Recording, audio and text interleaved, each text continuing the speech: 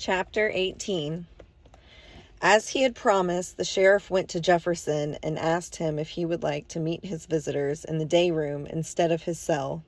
The sheriff explained that he would be shackled hand and feet. He also told Jefferson that it was entirely up to him and that his wishes would be carried out. "If that's what they want," Jefferson said. "No, not what they want. What you want." "If that's what they want," Jefferson repeated. "Is it yes, then?" "If that's what they want," Jefferson said. "I'm going to die anyhow." When Miss Emma and my aunt and Reverend Ambrose went to the courthouse, they were led to the day room by the young deputy Paul.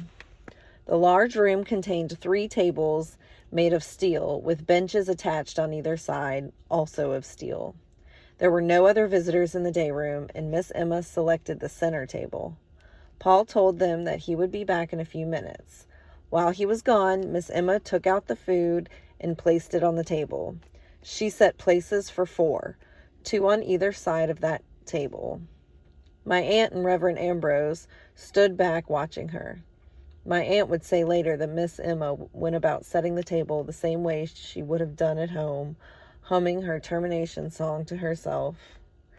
"This gonna be his place, and this gonna be my place," she said. My aunt said that Miss Emma, still humming to herself, passed her hand over the table to make sure there was no dust, no specks there, just as she would do at home. "That's your place there, Lou, and that's yours right there, Reverend Ambrose," she said. "Don't it look nice? Ain't this much better?" My aunt and Reverend Ambrose agreed that it looked nice and that it was much better than the cell. Then they heard the chains, and a moment later the door at the far end of the room opened and Jefferson came in, followed by the deputy. Jefferson had not been chained before, and he took long steps that caused him to trip, my aunt said. He came to the table like somebody half blind, and he didn't sit down until Paul told him to do so. Paul told him that he had to stay in that one place until he was returned to his cell. "He ain't gonna move," Miss Emma said. "I'm gonna see to that. I thank you kindly." "You understand, don't you, Jefferson?" Paul said. "I hear you," Jefferson said. "He gon' mind," Miss Emma said. "I'm going to see to that." "Y'all have a good dinner," Paul said, and left. "He come from good stock," Miss Emma said. "Y'all sit down. Well, Jefferson, how you feeling?"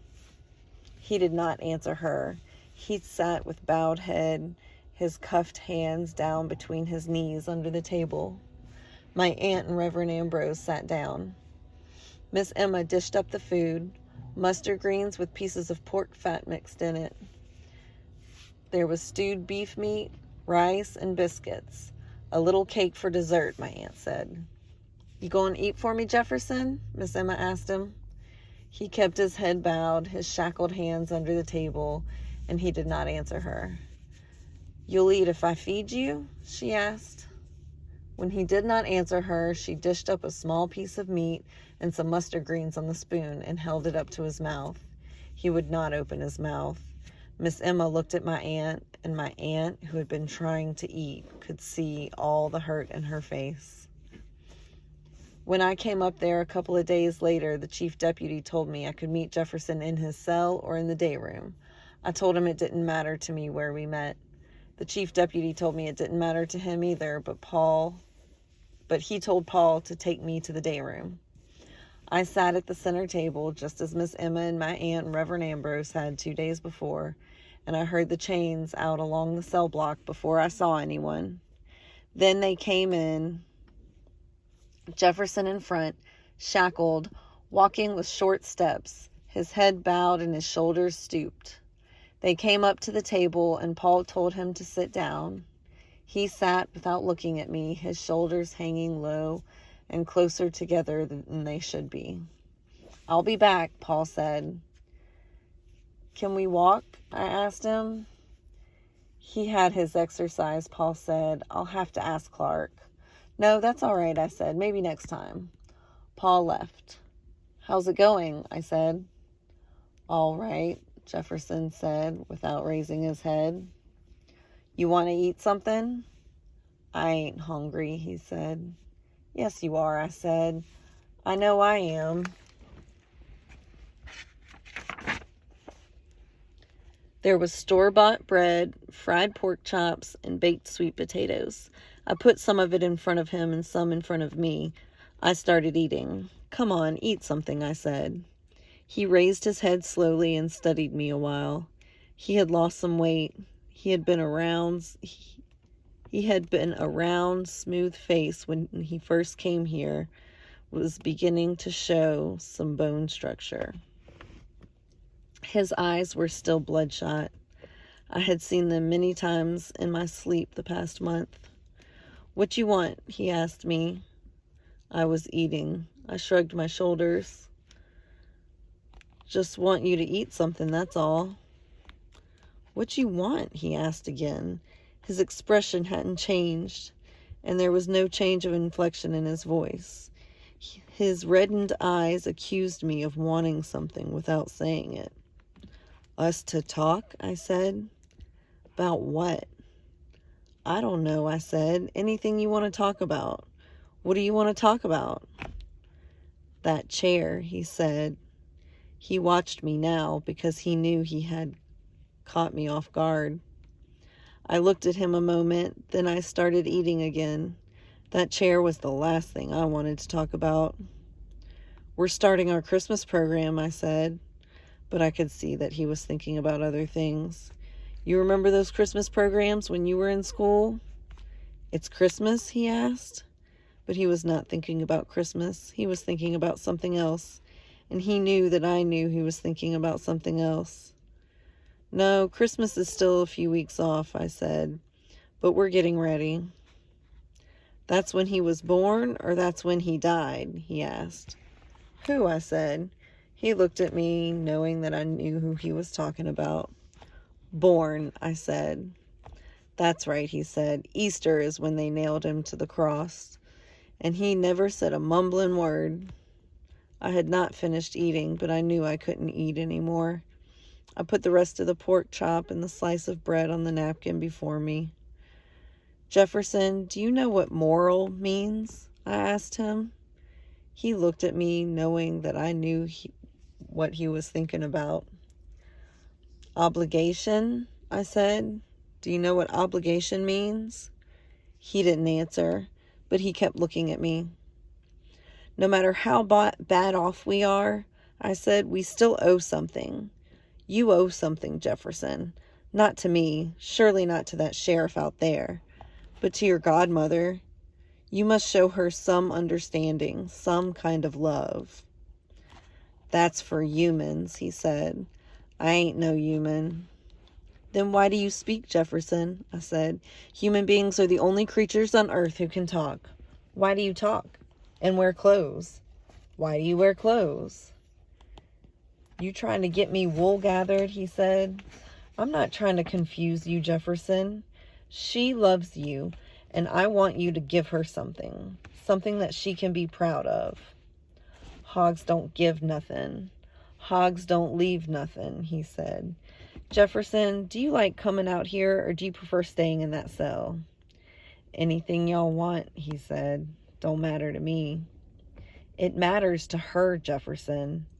Out here, she can sit down, he grunted. I'm the one going to have to sit down. You can be kinder to her, Jefferson. Every time she comes up here, she comes back to the quarter looking worse and worse. She ought to stay home, he said. All she'd do is worry more if she didn't see you. Hogs don't worry. Hogs just know, he said. Hogs don't know anything, Jefferson, I said. Only human beings know. Only human beings worry. This hog know. Fattening up for Christmas. Kill him at Christmas time, he said. Nobody is going to die at Christmas, I said. How you know? They told you? Nobody told me anything, I said. I just know. Nothing is going to happen at Christmas. I'll be glad when it's over, he said. Old hog, get him some rest then. Do you want me to leave, Jefferson? Leave when you want. Old Hog don't care. He lowered his head. The chains jangled under the table. I wanted to leave, but it was too early. The sheriff would have had his proof that I hadn't reached Jefferson and I was giving up. They found a pine tree this year, I said. A nice little pine tree. His head was bowed. He didn't answer. His hair had begun to grow back, but you could still see the big bones of his skull. A half hour later, Paul came in to return him to his cell. Jefferson walked in short steps, his head lowered, his arms hanging low, his shoulders too close together. After locking him in, Paul came back to the day room, and he and I walked down to the main floor together. "What do you think?" he asked. "I don't know, but that's what she wants." Paul nodded. He understood. He had come from good stock. I went back of town to the Rainbow and had a couple of beers. When I figured Vivian would be out of class, I drove over to the school. One of the teachers was directing the children onto the bus, and Vivian and another teacher stood by the flagpole talking. Vivian saw me and came over and got into the car. "Hi," she said, and kissed me. "A drink or a sandwich?" I said. "A drink's not too bad," she said.